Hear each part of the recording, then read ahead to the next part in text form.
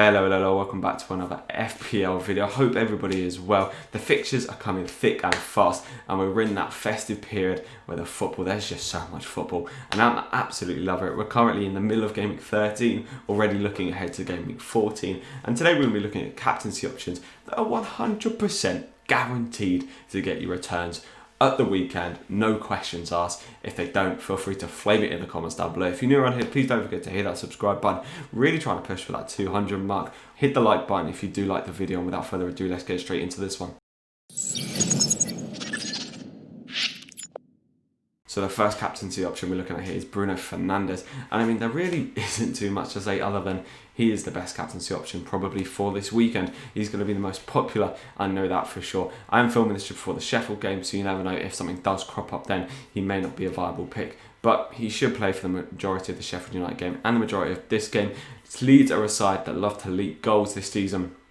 And the way that Leeds play, I think, will very much suit Manchester United. Because Manchester United actually like to kind of sit back and use the kind of skill of Bruno Fernandes to slip the likes of Martial and Rashford through. Then we're going to be seeing a lot of that this game. I think we'll most likely be seeing Bruno Fernandes pick up assists rather than goals in this game. Obviously, Manchester United are absolute penalty merchants, and Bruno Fernandes is the one taking those penalties. He's scored plenty of goals from penalties, from open play, from assists this season. He's been very consistent in scoring, more away from home than at home, but I still think he's the best captaincy option for this coming weekend. Yeah, not too much to say other than he looks like a great option. Then we have Kevin De Bruyne away to Southampton. Now, typically when Manchester City sort of have an unexpected result against the likes of a West Brom and likes of a Fulham, you know, we expect them to really bounce back and hit the next team hard.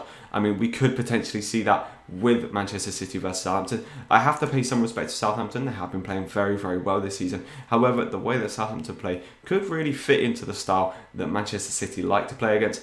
Manchester City this season, compared to say their 100-point season, have not been as good at breaking down teams when they're sitting back. So against a side like Southampton, who like to kind of play the ball out a little bit more, I think they'll find it a lot easier to get in behind, get those counter-attacks and move the ball forward. And that being said, De Bruyne is at the heart of everything that Manchester City does. I know that a lot of us will be disappointed with the 4 points against West Brom, but that being said, he managed to pick up 2 bonus points, even though he didn't get any kind of attacking return. I mean, if that doesn't scream kind of captaincy potential to me, I don't think anything else does, because even though he didn't get any returns, he's still getting a few more points than you would normally expect from a blank. 4 points, it ain't the end of the world. 2 points would have been a hell of a lot worse. So I think Kevin De Bruyne looks like a half-decent captaincy option for this weekend. Then we move on to Mohamed Salah versus Crystal Palace. Now, actually being a Crystal Palace fan myself, I know that Mohamed Salah has an unbelievably good record against us. He seems to be scoring every single time we play against them. So whether it's home or away for him playing against Palace, he's actually, from what I can remember, he pretty much always scores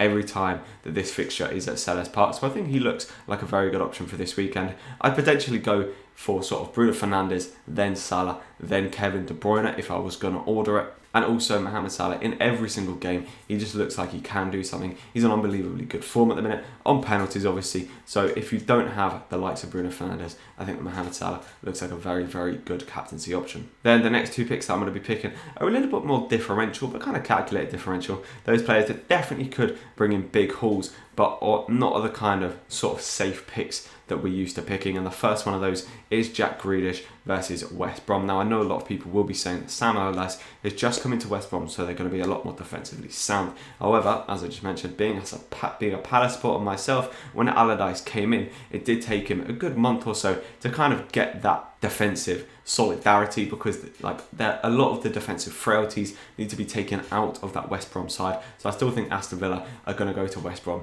and have a very, very good game. Jack Grealish especially. We are also starting to see the return of Ross Barkley, and when he gets back into that side, it just allows Jack Grealish a lot more space, a lot more freedom to go and pick up positions where he can get goals, get assists. Also, Jack Grealish will be on penalties if El Ghazi is not on the pitch. He is now above Ollie Watkins in the pecking order. So if El Ghazi is not on the pitch, we can most likely expect to see Jack Grealish stepping up and taking those penalties. And with obviously the form that Grealish has been on, he does look like a very good option. Obviously, I am filming this before the Burnley game, so you know something may happen in that game that I do not know about. But I still think that Jack Grealish does look like a very good option for the captaincy for this weekend. As a kind of differential, that being said, if you really are trying to like take advantage of people who don't have Jack Grealish and this is one of the games that I really wanted to have him in because you can target this, for he's most likely going to get a 10-pointer in this game. And then the final differential or calculated differential captaincy pick, as many of you probably expected, is Callum Wilson against Fulham. Now, I was definitely looking at bringing Callum Wilson in for this kind of 3 games where he played West Brom, Leeds and Fulham. I feel like I've done quite well not owning him so far, as he's only picked up an assist against Leeds. However, this Fulham game, I'm a little bit worried about not owning him because he definitely could go and score. That being said, Scott Parker's sort of Fulham has definitely shored up at the back over recent weeks, and when they go away from home, they do look a lot more defensively solid. That being said, Callum Wilson on penalties, and just so far this season, one of the highest scoring attackers in the game. He's looked very consistent and always poses a threat going forward. Looks like a very decent captaincy option for this weekend. Obviously, if you don't hold the likes of Bruyne, Fernandes and Salah, then Wilson is definitely one I'd be looking at. And also, if you've got Wilson in as a differential and you want to take advantage of that, maybe putting the captaincy on him. But I'd say this is even more of a punt than Jack Grealish. I'd probably put him at the kind of my lowest ranking for this weekend, but is also a player who has quite a high ceiling for this weekend, so it's definitely one to consider if you don't have any of the big boys for this weekend. So this has been a quick look at the captaincy options for game week 14. I hope you have enjoyed this video. I hope it's been reasonably informative. If you're new around here, please don't forget to hit that subscribe button. Really helps me out. Hit the like button if you do enjoy the video, and well, I'll see you in the next one.